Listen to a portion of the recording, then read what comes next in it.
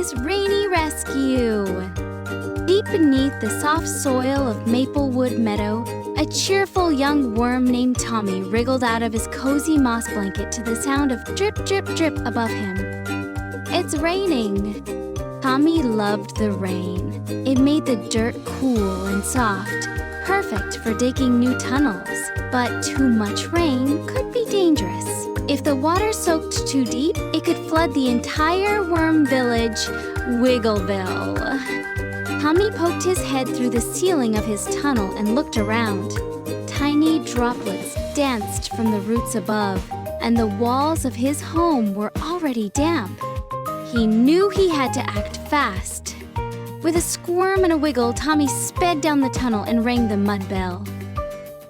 Ding-a-dig-ding! That was the signal for a community emergency. Worms from all over Wiggleville came sliding in. Grandma Mabel with her glasses, Tully the fastest digger in the east tunnel, and even Mayor Squish with his fancy pebble hat. "It's flooding!" Tommy cried. "We need to protect the main tunnel and the root pantry, or everything will be soaked." Mayor Squish nodded. "Wiggleville, let's roll!" The worms split into teams. Some began digging emergency trenches to drain the water, while others used leaves, pebbles, and sticks to build tiny barriers at the entrances. Grandma Mabel organized a bucket chain using acorn caps to scoop water from puddled spots and toss it into the grass above. Tommy led the tunnel team, wiggling through the soft mud to carve out a new drainage path. It was hard work, and the rain kept pouring, but nobody gave up. As hours passed, something surprising happened. Between all the teamwork and muddy mess, laughter bubbled up.